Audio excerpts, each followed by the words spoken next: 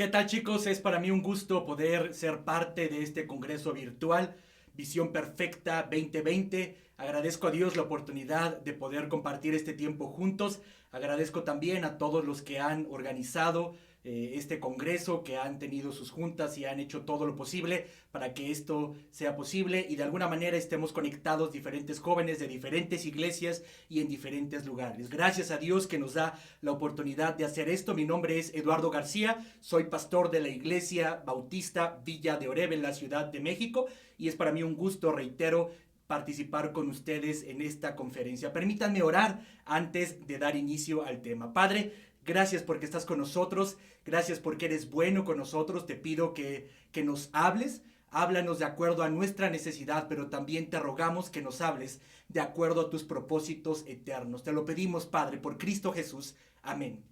El tema de esta mañana tarde, es lo que ocurría cuando Jesús miraba a otros. Eso es el tema que vamos a estudiar a lo largo de este tiempo juntos, lo que ocurría cuando Jesús miraba a otros. Sabemos que Jesús miraba con amor, sabemos que Jesús miraba con perdón, sabemos que Jesús tenía una mirada de justicia para con los demás, pero lo que yo quiero ver ahora es, los miraba con amor, los miraba con perdón, pero ¿qué pasaba en la vida de los otros? ¿Qué ocurría en la experiencia de vida de los otros? Y el mismo Señor Jesucristo, después de mirarles, ¿qué es lo que hacía para con ellos? Y eso es lo que vamos a estudiar. Vamos a leer el capítulo 21 del Evangelio de Juan. Permítame darle lectura para después pasar a las enseñanzas prácticas y desafiantes que el Señor tiene para nosotros. Dice Juan, Evangelio de Juan, capítulo 21.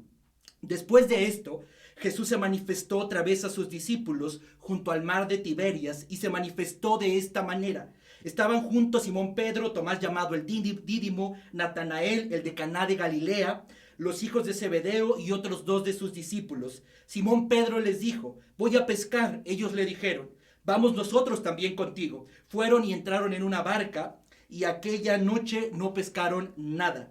Cuando ya hubo amanecido, se presentó Jesús en la playa, mas los discípulos no sabían que era Jesús. Y les dijo: hijitos, ¿tenéis algo de comer? Le respondieron: no. Él les dijo: echad la red a la derecha y hallaréis. Entonces le echaron y ya no la podían sacar por la gran cantidad de peces. Entonces aquel discípulo a quien Jesús amaba dijo a Pedro: es el Señor. Simón Pedro, cuando oyó que era el Señor, se ciñó la ropa porque se había despojado de ella y se echó al mar. Y los otros discípulos vinieron a la barca arrastrando la red de peces, pues no distaban de tierra sino como 200 codos. Eso para nosotros viene siendo como 100 metros.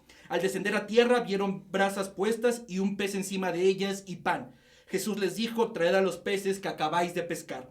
Subió Simón Pedro y sacó la red a tierra llena de grandes peces, 153, y aun siendo tantos, la red no se rompió. Y les dijo: venid, comed. Y ninguno de los discípulos se atrevía a preguntarle: ¿tú quién eres?, sabiendo que era el Señor. Vino pues Jesús y tomó el pan y les dio, y asimismo el pescado. Esta ya era la tercera vez que Jesús se manifestaba a sus discípulos, después de haber resucitado de los muertos. Versículo 15. Cuando hubieron comido, Jesús dijo a Simón Pedro: Simón, hijo de Jonás, ¿me amas más que estos? Le respondió: sí, Señor, tú sabes que te amo. Él le dijo: apacienta mis corderos. Volvió a decirle la segunda vez: Simón, hijo de Jonás, ¿me amas? Pedro le respondió: sí, Señor, tú sabes que te amo. Y le dijo entonces: pastorea mis ovejas. Le dijo la tercera vez: Simón, hijo de Jonás, ¿me amas? Pedro se entristeció de que le dijese esto por tercera vez: ¿me amas? Y le respondió: Señor, tú lo sabes todo. Tú sabes que te amo. Jesús le dijo: entonces apacienta mis ovejas. De cierto te digo, cuando eras más joven te ceñías e ibas a donde querías, mas cuando ya seas viejo extenderás tus manos y te ceñirá otro y te llevará donde no quieras. Esto dijo dando a entender con qué muerte habría de glorificar a Dios. Y dicho esto añadió: sígueme. Versículo 20. Volviéndose Pedro, vio que le seguía el discípulo a quien amaba Jesús, el mismo que en la cena se había recostado al lado de él, y le había dicho: Señor, ¿quién es el que te ha de entregar? Evidentemente aquí se refiere al autor de este evangelio, el apóstol Juan. Cuando Pedro le vio, dijo a Jesús: Señor, ¿y qué de este? Jesús le dijo: si quiero que él quede hasta que yo venga, ¿qué a ti? Sígueme tú. Este dicho se extendió entre todos los hermanos, que aquel discípulo no moriría. Pero Jesús no le dijo que no moriría, sino: si quiero que él quede hasta que yo venga, ¿qué a ti?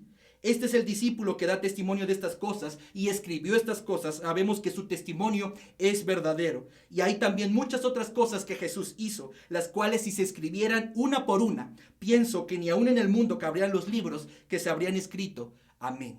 Amén. Tenemos un capítulo entero que habremos de estudiar, pero sobre todo enfocarnos en este tema. ¿Qué ocurría cuando Jesús miraba a otros? Mira, quiero contar una pequeña reflexión antes de continuar con las enseñanzas prácticas. Dice así: un anciano que pasaba los días sentado en un banco de la plaza que estaba a la entrada del pueblo, era muy querido por sus vecinos y siempre contestaba con mucha sabiduría a cualquier pregunta que le hicieran. Un día, un joven se le acercó y le preguntó: hola, señor, acabo de llegar a este pueblo. ¿Me puede decir cómo es la gente de este lugar?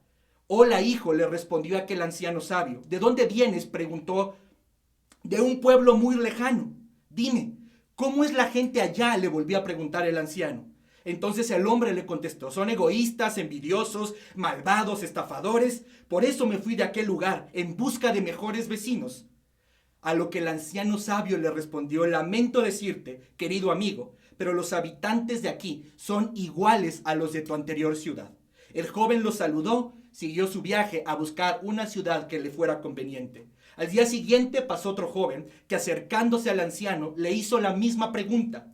Acabo de llegar a este lugar, le dijo. ¿Me podría decir cómo son los habitantes de esta ciudad? ¿Cómo es la gente de la ciudad en donde vives?, le respondió el anciano. Ellos son buenos, generosos, hospitalarios, honestos, trabajadores. Tenía tantos amigos que me ha costado mucho separarme de ellos. Los habitantes de esta localidad, le respondió el anciano, también son así. Respondió: gracias por su ayuda. Seguro escogeré vivir aquí entre ustedes.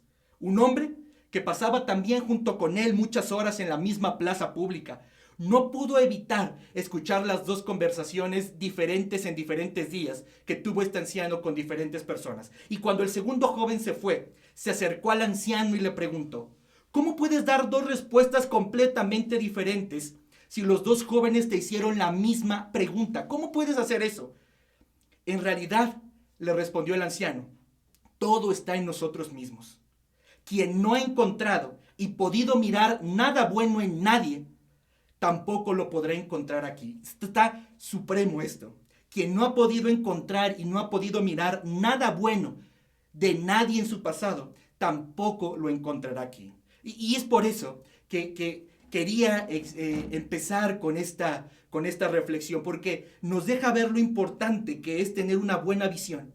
Porque a partir de la visión que nosotros tengamos, es que nosotros dirigimos nuestra vida. A veces creemos que el problema está en lo que nosotros vemos delante, y muy posiblemente el problema esté en nuestro corazón.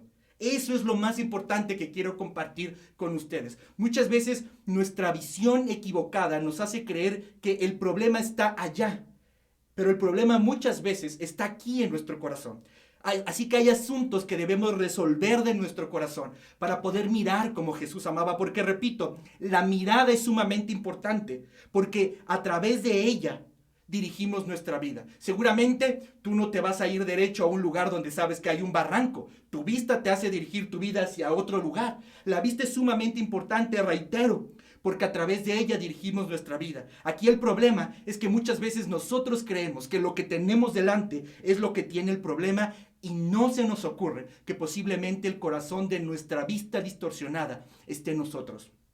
Tal vez nos es útil y necesario ver la calidad de mirada que Jesús tenía para la gente, para echar todo nuestro esfuerzo por lograr alcanzar cada vez más esa mirada para con nosotros. Tal vez es útil ver cómo Jesús miraba a la gente. Tal vez es útil lo que causaba en la gente su mirada de Jesús. Y tal vez es útil lo que Jesús hacía acompañado de su mirada para nosotros brindar todo nuestro esfuerzo y alcanzar cada vez más esa mirada que Él tenía para con la gente. Y posiblemente nosotros podamos vivir cada día más viendo como veía Jesús. Por eso, primera enseñanza práctica que encuentro en el pasaje. Dice, Jesús mira nuestro fracaso y nos desafía a la obediencia.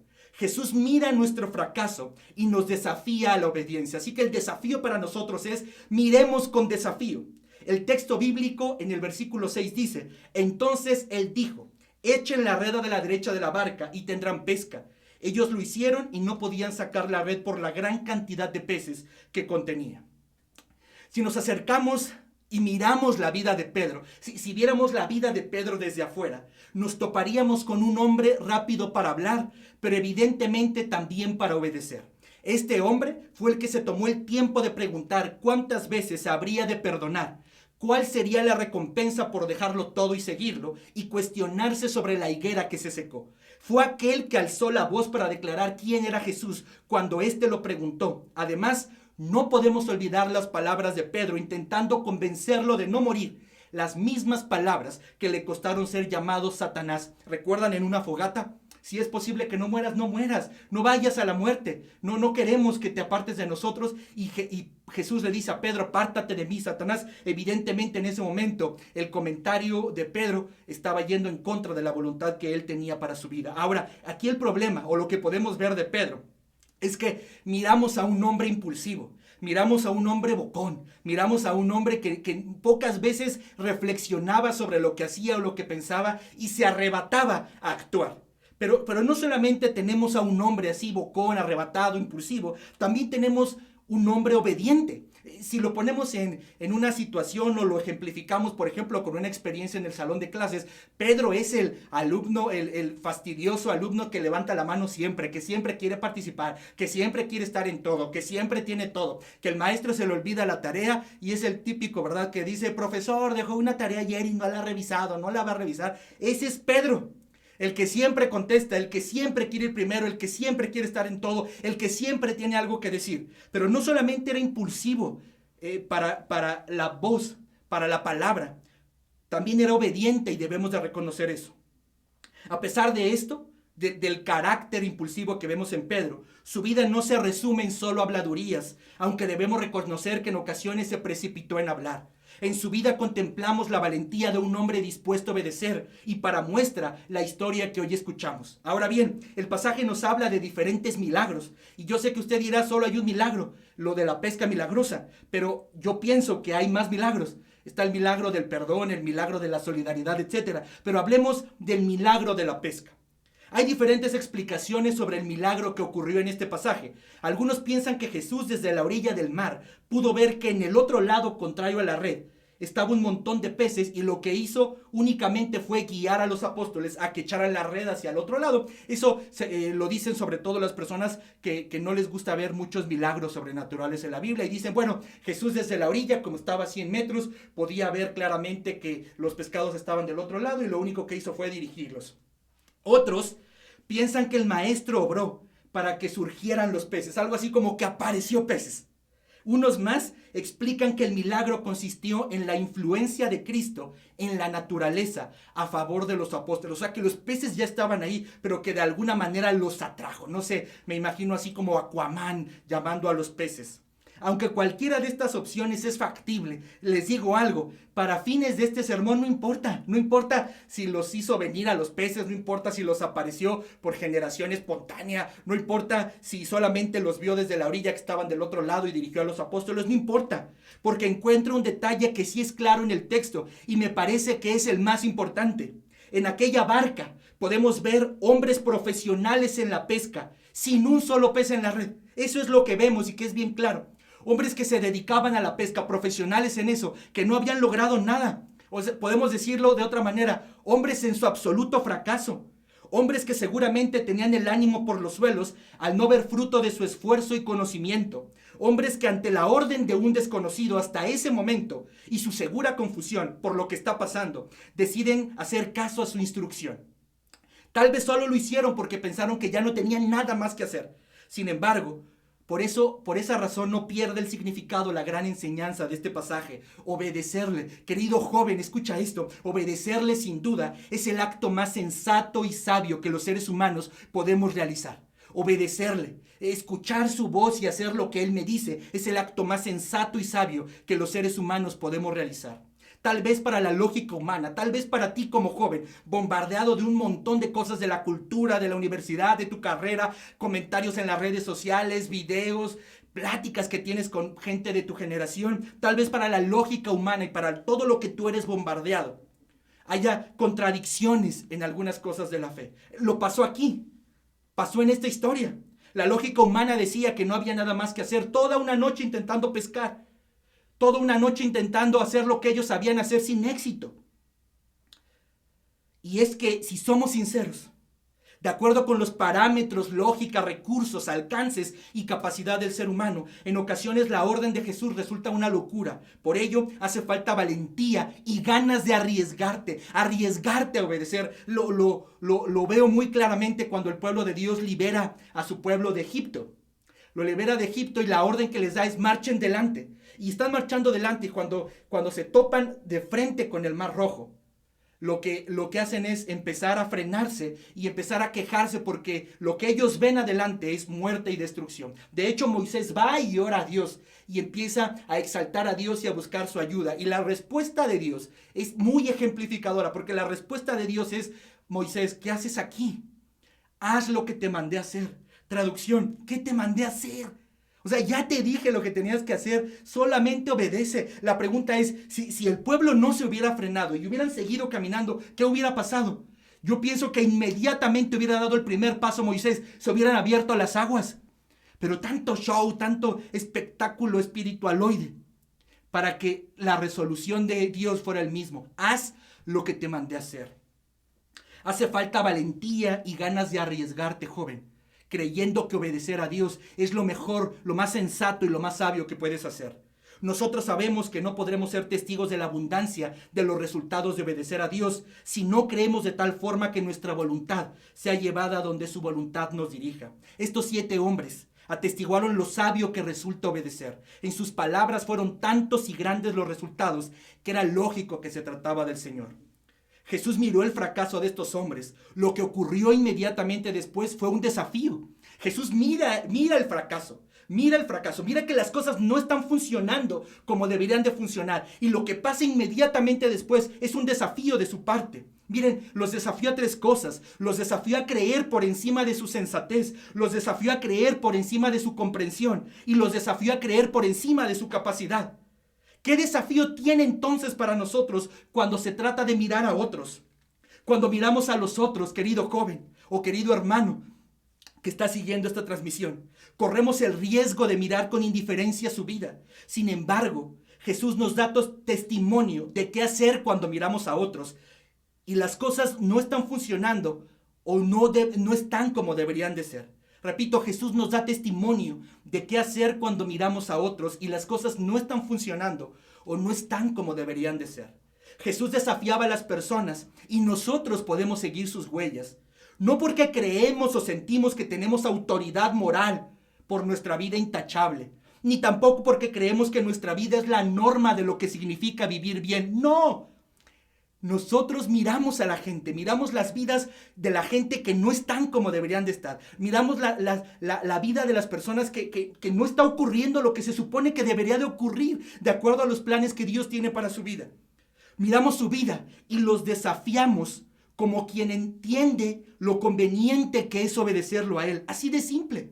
Los desafiamos porque tenemos la seguridad de que lo más conveniente que esa persona a la que miramos y las cosas no están como deberían de estar, creemos que lo más conveniente que le puede pasar, lo mejor que le puede pasar, es que se atreva a obedecer a Dios. Cuando miramos y callamos, o no nos atrevemos a desafiar a los que están haciendo o llevando mal su vida, cuando les hacemos creer a los otros que están bien, que no hay nada que hacer, que no hay por qué intentar ser diferentes, estamos lejos de imitar al Señor que desafiaba. Creer en Dios y creerle es la cosa más conveniente. No dudemos en desafiar a los otros a esto. No dudemos en desafiar a los otros a creerle a Dios, obedecerlo y seguirlo. En amor y sabiduría debemos hacerlo a todos los hombres. Mire, y ahora tampoco estoy diciendo que vayas con tus amigos o con tu familia o con tus vecinos y les digas, te desafío a dejar eso. O, a ver, te hago un desafío, vive diferente. No estoy diciendo eso. Evidentemente, cuando digo que debemos desafiarlos, lo que estoy tratando de decir es con tu vida misma, con tus palabras, siendo fiel a la verdad cuando platicas con la gente, cuando entablas una charla con tus amigos y ellos están dando opiniones que de acuerdo a tu fe son contrarias a la palabra de Dios y les dices, no, pues sí, está bien. Así como siendo condescendiente para no faltar al respeto, no verte intolerante. Desafía a la gente. Cuando mires a una persona y mires que las cosas no están del todo bien, no están como deberían de estar, que hay una mejor vida que pudieran estar experimentando, desafíalos, míralos y desafíalos.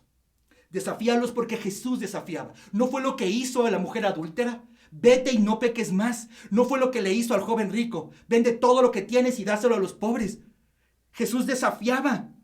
Nosotros como sus hijos debemos desafiar. Desafía a tus amigos de la iglesia. Oye, has faltado mucho. Yo te recomiendo que tomes en cuenta, pues regresar, no desatender.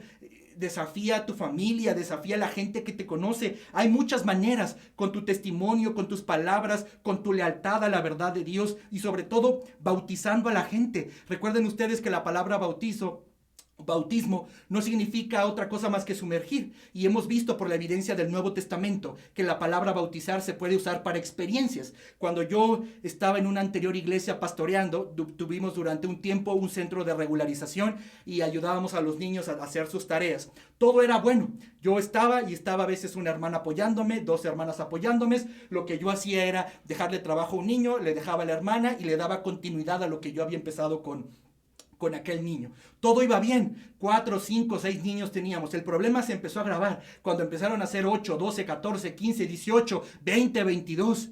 A mí me empezó a preocupar el asunto porque la mayoría de los niños ya se iba sin tareas terminadas y algunos ni hacían nada. O sea, nada más iban a jugar en el patio y nosotros no podíamos controlar a todos. Me empezó a preguntar, pero me empezó a generar duda el que regresaban y regresaban y regresaban. Y me di cuenta que incluso había papás que deseaban quedarse ahí mirando. O sea, no hacían nada, sus hijos ni siquiera estaban algunos haciendo tarea, pero ahí estaba la mamá viéndonos nada más a ver qué hacíamos y qué no hacíamos y no decía nada y regresaba cuando su hijo no hacía tarea o la hacía incompleta. Y yo me preguntaba, ¿por qué? Y creo entender por qué. Porque en ese lugar los niños experimentaban lo que en otro lugar no experimentaban. Eran bautizados en amor, eran bautizados en respeto, eran bautizados en misericordia, en valor, en los valores del reino. Tú desafías a la gente cuando los bautizas, cuando les das una opción de vida diferente, cuando les animas, cuando en amor y sabiduría le dices, ¿sabes qué? Me da gusto que estés feliz, pero ya pensaste en esto. Y ya pensaste en esto. En la misma iglesia en la que pastoreaba anteriormente teníamos un comedor, lo que en Oreb se conoce como el Comedor Somos Todos, que es un ministerio de acción social de nuestra iglesia madre Oreb. Y yo me dedicaba para poder tener relación con la gente. Me dedicaba a veces a servir agua, me dedicaba a atender a los papás afuera, entre otras cosas. Y lo que hacía es nuestros grupos celulares, se los entregaba a las personas. Y yo regularmente le entregaba a una mamá que yo pensaba que podía haber algo ahí del evangelio, pues me refiero a que podía creer o que veía algo así como sensibilidad en ella. Después de unas semanas, recuerdo que al entregarle el estudio, lo agarró enojada, lo apretó y me empezó casi a gritonear y me dijo, ¿qué? ¿Por qué a mí siempre me da estas cosas? ¿Por qué no se le da a ella o a ella o a ella o a ella o a ella o a ella? ¿Por qué siempre yo? De verdad me ve tan mal. Y para acabarla de amolar, me gritó y me dijo, y de una vez le advierto, yo nunca voy a venir a su iglesia, porque en su iglesia hay pura gente convenenciera. Yo tenía, 21 años, 22 años, no supe qué responderle, me quedé en shock. Ahora sé qué responderle. Tiene razón, en la iglesia hay pura gente convenenciera, nos conviene estar con Dios. Por sus promesas, por la vida que nos da, por la transformación que hace en nosotros, nos conviene. Ahora, la reflexión es que si ella, sabiendo que allá había gente que encontraba algo conveniente en la iglesia y no iba, y aún así no iba, pues, ¿qué se podrá decir de esta mujer? Nosotros debemos desafiar a la gente, debemos mirar sus vidas y desafiarla, desafiar a la gente a alinearse a los planes de Dios, desafiar a la gente a obedecer a Dios, desafiar a la gente a intentar una vida distinta, caminar con Dios. Jesús miraba y desafiaba a las personas, sigamos sus huellas.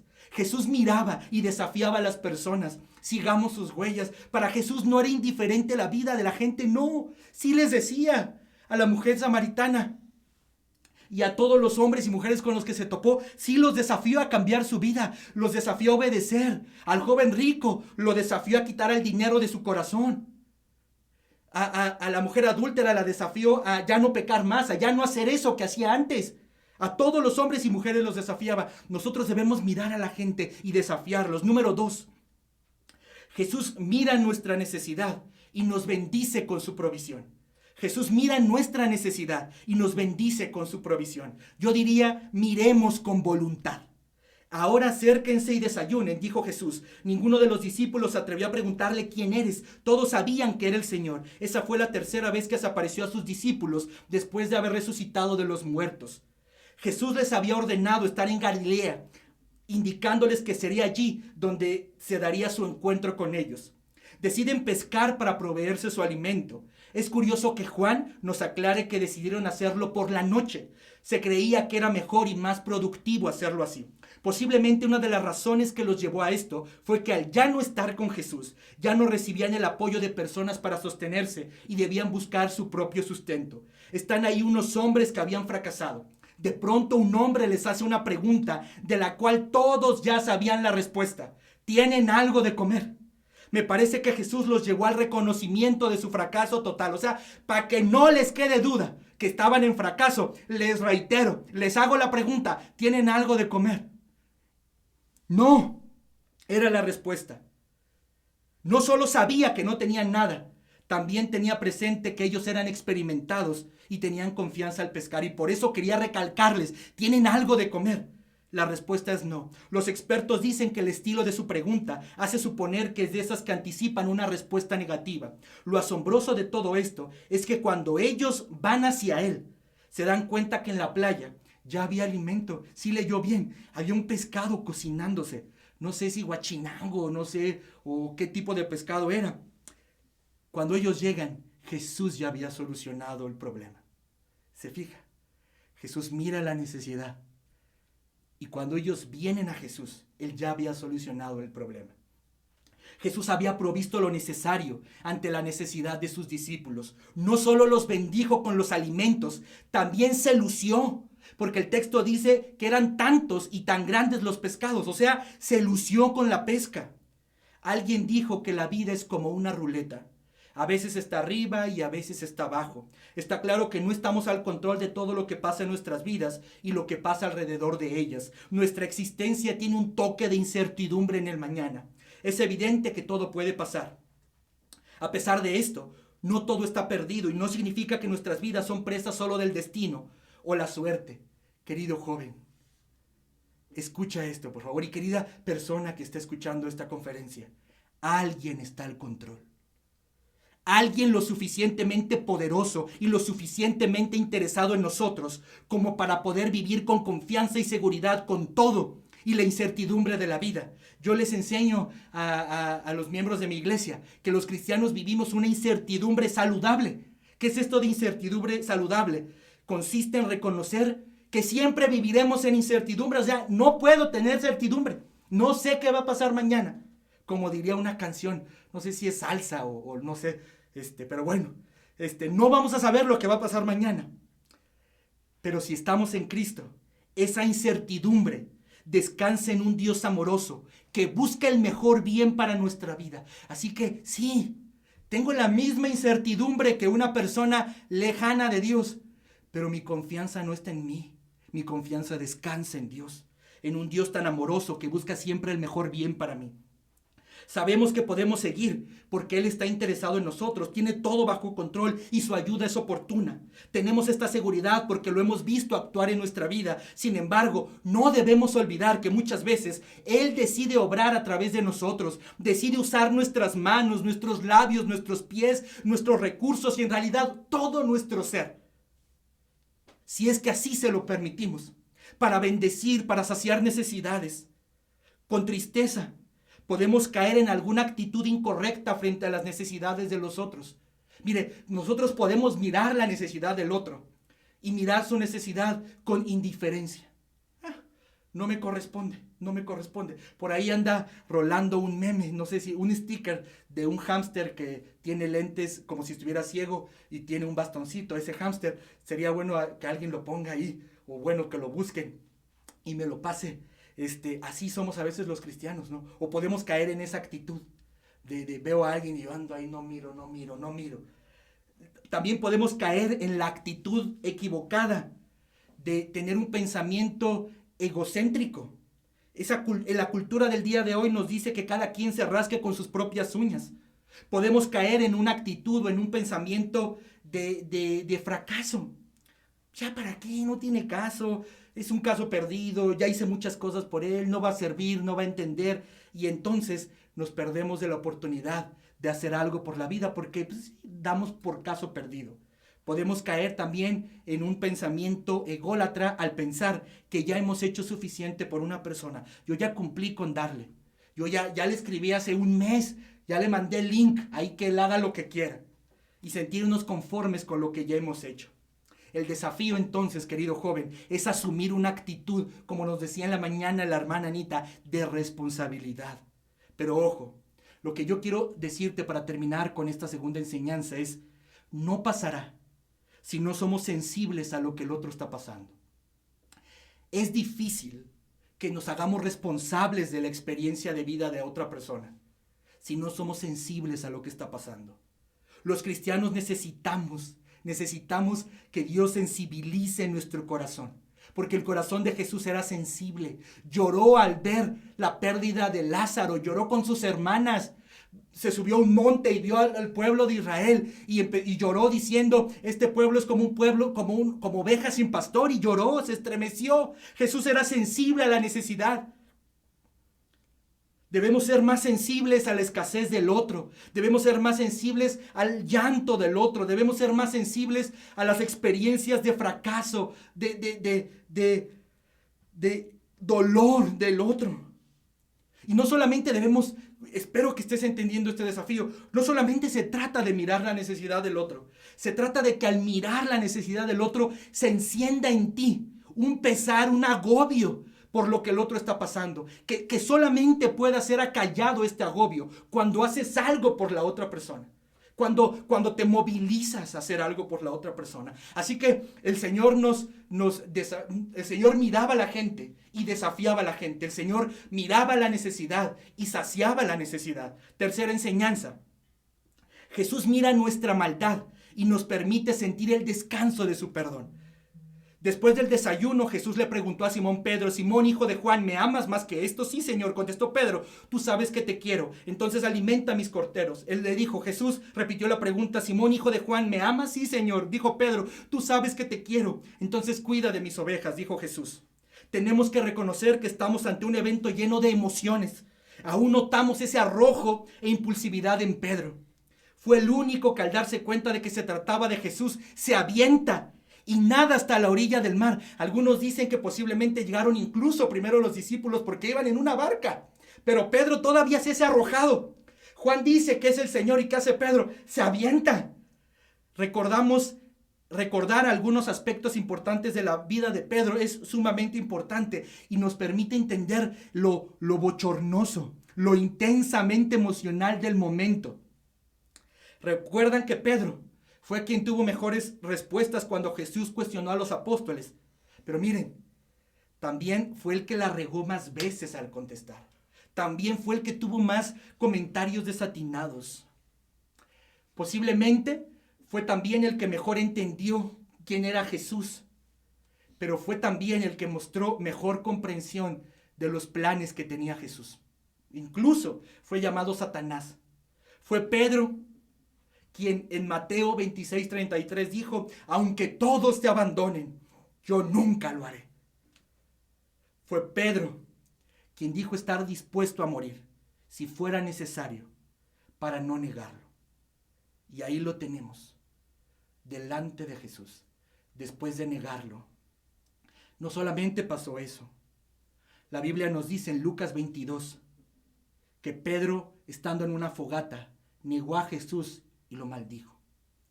¿Se imaginan el sentimiento de estar con la persona a la que le fallaste? Nunca le has debido a nadie, querido joven. Nunca la has regado con alguien. Y tienes que estar ahí con esa persona y así incómoda la situación. Al parecer había silencio mientras comían. Fue Jesús quien inicia el diálogo y se dirige ante el arrebatado de Simón Pedro con una pregunta, ¿me amas?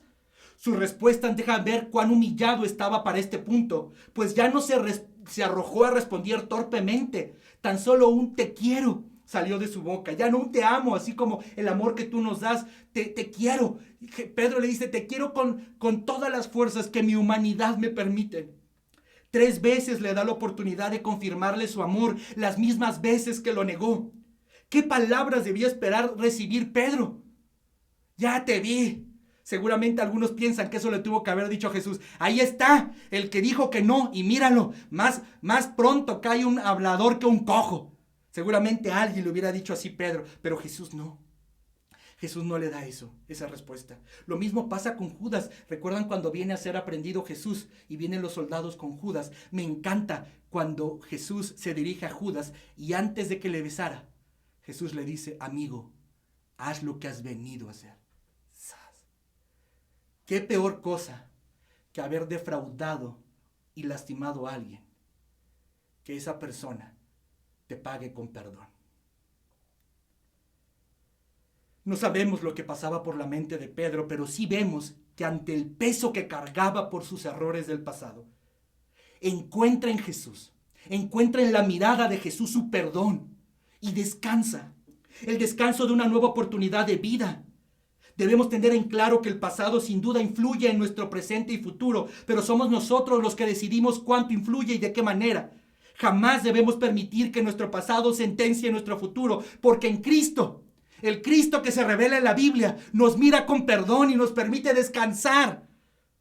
Pero no solamente nos mira con perdón y nos permite descansar, nos da la posibilidad de ser restaurados y transformados. Recuerdan, me parece que uno de los devocionales en la mañana fue la mujer adúltera. Vete, es decir, te perdono. Pero el desafío no quedó ahí y no peques más. Es decir, atrévete a vivir de manera distinta. Y ese es el perdón del Señor. Nos perdona, nos hace descansar en su perdón. Pero no solo eso, nos desafía a vivir diferente. Esta mujer de la que nos hablaron en la mañana, la mujer adúltera, iba pensando en que ese día sería su último día, porque iba directo a su sentencia de muerte dirigida por sus verdugos. Pero ¿qué encuentra? A un hombre que le dice, vete. ¿Qué? Seguramente ella escuchaba el alboroto y estaba pensando en otras cosas y de pronto pasan muchas cosas. Y escucha una pregunta que cambió su vida. Mujer, ¿dónde están los que te acusan? Ni hay uno, Señor. Y las siguientes palabras son las más liberadoras. Entonces, vete y no peques más. Casi puedo, cuando leo ese pasaje, puedo escuchar el suspiro de la mujer. ¿Qué significa eso? No podemos permitir que nuestros errores y maldades nos definan. Descansemos en su perdón. No podemos permitir que nuestros errores y maldades enfríen nuestra relación con Él. Descansemos en su restauración. No podemos permitir que nuestros errores y maldades nos atormenten. Humillémonos delante de Él en busca del descanso de su gracia y su perdón. Querido joven, podemos constituirnos en verdugos de los otros. Gente que exhibe la maldad de los otros y que le guarda registro a las personas de cada una de sus maldades. O podemos mirarlos de tal manera que puedan experimentar el descanso del perdón de Dios. Por cierto, un descanso que además incluye una nueva oportunidad de vida. El desafío entonces es a no solo mirar, sino también tratar, hablar, acercarte y relacionarte con los otros de tal manera que cuando esté contigo una persona, de tal manera que cuando te oiga hablar una persona, sienta el descanso de su perdón que sana y sean desafiados, sean motivados a vivir una nueva experiencia de vida. Querido joven, que tu mirada para los otros sea una mirada no de crítica, juicio, una mirada en donde pareciera que lleva registro de cada una de las cosas que hacen los demás. Que tu mirada, y no solo tu mirada, tu trato, tu hablar, tu opinión, tu relación, tu acercarte, tu estar cerca de otra persona, pueda lograr que la otra persona experimente, sienta el descanso de su perdón. Y no solo ese descanso, sino la oportunidad de una vida distinta. Escucha esto. Jesús miraba y la gente descansaba en su perdón. Sigamos sus huellas. Jesús miraba y la gente descansaba en su perdón. Sigamos sus huellas. Siguiente, Jesús mira nuestra vida y nos da la posibilidad de trascender. Jesús mira nuestra vida y nos da la posibilidad de trascender. Entonces cuida de mis ovejas, le dijo Jesús a Pedro. El desafío aquí es claro. Sírveme, le dijo Jesús a Pedro. Sírveme. Entrégame tu vida, consagra tu vida hasta la muerte. No sería difícil para Pedro esto, porque su característica era la de liderazgo frente al actuar de los discípulos. Simplemente ahora debía vivir su nueva vida con un propósito que trascendería su entendimiento en tiempo y espacio. Jesús le da la oportunidad de dedicar su vida a una causa mayor que él mismo. Sin duda que esto era parte del amor que sentía Jesús para él. Ojo, no nos necesita, pero ha elegido necesitarnos por su amor. Ante el despropósito de algunos y el sinsentido de otros en su vida, Jesús les da la oportunidad de consagrar sus vidas a una causa eterna. No nos necesita, pero por su gracia ha decidido necesitarnos. Mira, querido joven, cada uno de nosotros cuando nos topamos con Jesús y Él nos mira, nos da la oportunidad de ser parte de un proyecto eterno. Nos da la oportunidad de comprometernos a servir en el reino, con todo lo que somos, con todo lo que sabemos y con todo lo que tenemos. Y que todo lo que vivimos por causa de esta consagración tenga frutos eternos. Y eso es lo que hacía Jesús cuando miraba a la gente. Las miraba, veía su despropósito de vida, veía que no tenían mucho sentido su vida. Y lo que hacía era darles un propósito eterno. Mira, nuestra mirada tiene un defecto, porque por muy simple y obvio que suene, solo mirar lo que nuestros ojos pueden mirar nos hace mirar mal. Si solo miramos lo que nuestros ojos miran, nos hace mirar mal. Yo sé que tú dices, ¿qué onda con este, no? ¿Qué está tratando de decir? Repito, si solo miramos lo que nuestros ojos pueden mirar, eso nos hace mirar mal. O sea, miramos mal cuando miramos solo lo que nuestros ojos pueden mirar. Espero que ya me estés entendiendo. Esto ocasiona que cuando miramos a otros, sentenciemos su vida tras lo que ya vimos, olvidando ver lo que Dios puede hacer en ellos. Me encanta, si tú has tomado la clase de membresía en Oreb o eres parte de alguna de las iglesias de la red de Oreb y llevan el curso de membresía, en la lección número 9, en la lección del perdón, que por cierto es mi clase favorita. Me gustaría dar cada semana esa clase. Al final, el pastor Gilberto dice esta leyenda que es por demás esperanzadora. Permíteme leértela textualmente. Creemos en la restauración de vidas y en la posibilidad de que alguien sea transformado por la influencia del Espíritu de Dios. En nuestra iglesia no juzgamos a las personas por su pasado, sino por lo que pueden llegar a ser por el amor de Dios. Creemos que el valor de las personas no está en lo que antes fueron, sino en lo que Dios puede hacer con ellas. Esta es la razón por la que en nuestro trabajo como iglesia participamos todo tipo de personas. ¿No es fantástico? ¿No es fantástico ponernos ese eslogan en algún lugar, calcarlo en nuestro pecho o en algún lugar, en alguna pared, ponerlo en grande? En nuestra iglesia no juzgamos a las personas por su pasado, sino por lo que Dios puede hacer en ellas. Creemos que el valor de la gente no está por lo que fueron, sino lo que pueden llegar a ser por Dios. Y en nuestra iglesia participamos todo tipo de personas con diferentes pasados, con diferentes códigos postales. ¿Y por qué? Porque cuando Jesús nos mira, nos da la oportunidad por su gracia de experimentar una vida y ser parte de un proyecto de vida eterno. Donde nosotros a veces miramos carpeta cerrada, donde nosotros a veces miramos fracaso, Jesús ve posibilidad de una vida transformada y útil para sus propósitos eternos. ¿Quién pondría a Pedro al frente de la iglesia que recién surgía en el primer siglo? Nadie. ¿Quién le daría su voto de confianza a aquel que dijo con mucha seguridad, voy a morir por ti si es necesario, pero no te voy a negar? Y días después lo niega. ¿Quién? ¿Quién le daría el trabajo a este hombre? Nadie. Pero Jesús lo restaura, lo perdona, le da una nueva oportunidad y le da un propósito eterno. Cuida de mis ovejas, cuida de mi rebaño, cuida de mis corderos. No importa qué hiciste. Si Jesús te mira, te da una nueva oportunidad de consagrar tu vida a algo eterno. Mira, quiero no perder la oportunidad de contarte brevemente mi experiencia en fe. Mi padre fue el primero en escuchar del Evangelio cuando yo tenía posiblemente 11 o 12 años a través de la voz de un hombre que se llamó Rubén Hernández. Rubén Hernández fue a mi casa y le compartió junto con su esposa Vanessa el evangelio a mi madre y a mi padre. Mi madre y mi padre escucharon ese día el evangelio. El domingo siguiente nos llevaron a la iglesia con las mentiras, fíjense, con las mentiras de decirnos que íbamos a ir a una fiesta. Evidentemente era una celebración, pero no era una fiesta como usted y yo la concebimos cuando no conocemos a Cristo, del verbo piñata, dulces, no sé, pastel, payasos, etc. Así que el domingo siguiente que tuvieron la plática con Rubén Hernández, nosotros fuimos a la iglesia, yo y mis hermanos y yo, el burro por delante. Fuimos a la iglesia y nos topamos con que era una iglesia.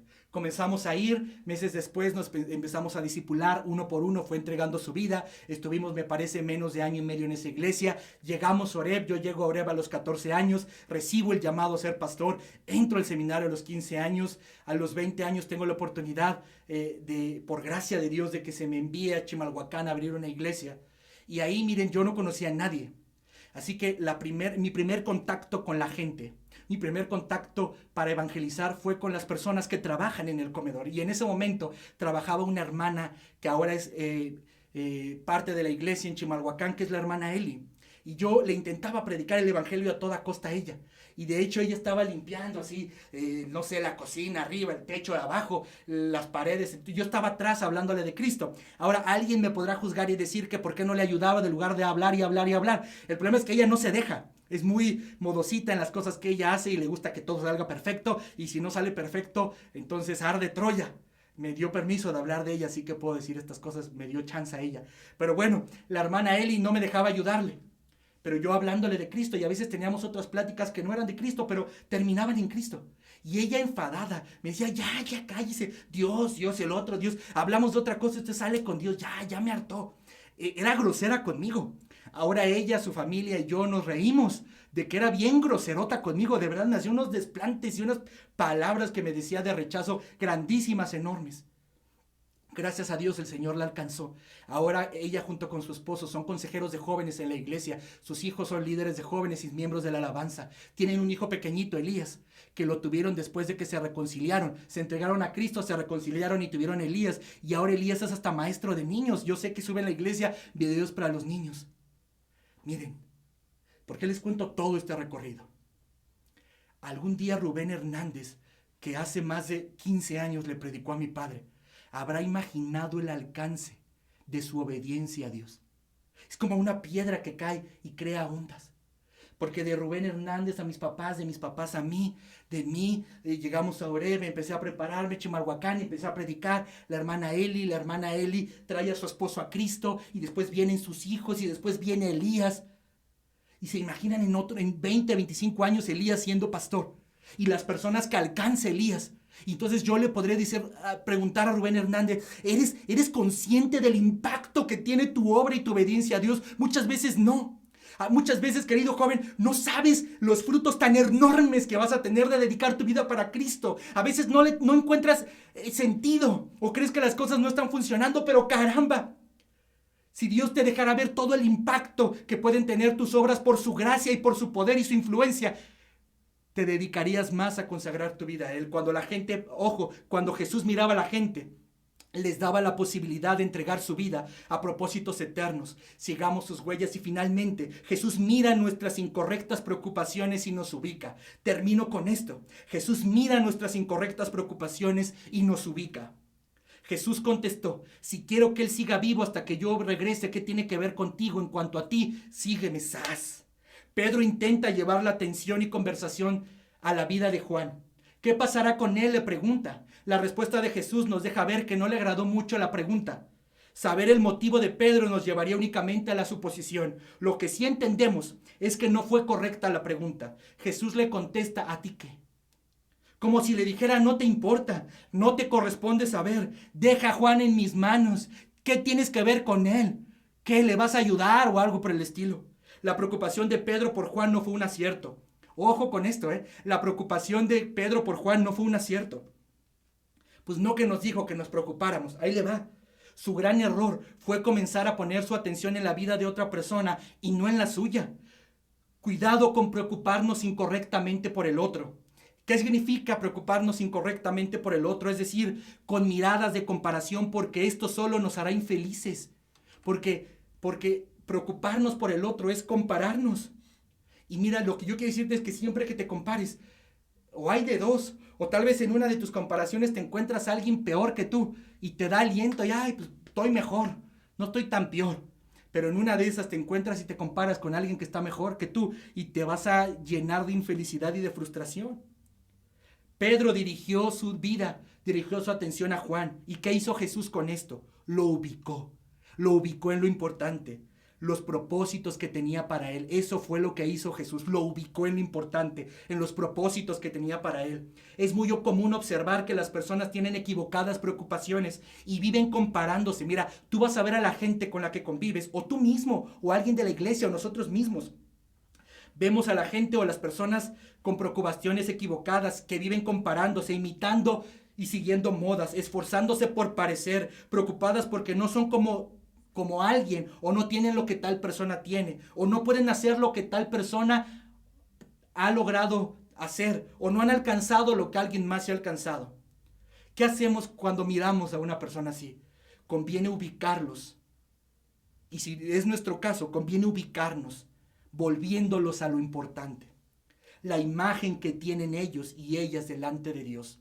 Volviéndolos a que pongan su preocupación por lo que realmente importa y es valioso. Volviéndolos a lo que realmente resulta provechoso. Los planes que Dios tiene para su vida. Cuando tú veas que una persona está así, indecidida porque alguien más ya está viviendo algo que él no, porque alguien más tiene lo que él no, porque otro joven está viviendo lo que tú no y alguien más ya tiene o alcanzó lo que tú no y tú deseas. Lo que puedes hacer es mirarlo, mirar su insatisfacción y decirle, ubícate. Eso es lo importante, lo que está pasando en la vida del otro no. Lo importante es lo que Dios quiere hacer con la tuya. Es importante lo que la otra persona tiene, no. Es importante lo que Dios te ha dado a ti. Cuando Jesús miraba a la gente, los ubicaba en lo importante. Sigamos sus huellas. He dicho 5 cosas, querido joven. Jesús miraba a la gente y los desafiaba. Jesús miraba la necesidad de la gente y satisfacía sus necesidades. Jesús miraba la maldad de la gente y los perdonaba y les daba una nueva oportunidad de vida. Jesús miraba el despropósito de la gente y les daba un propósito eterno. Finalmente Jesús miraba a la gente preocupándose por cosas que no valían la pena y los ubicaba. Eso es lo que tú tienes que hacer.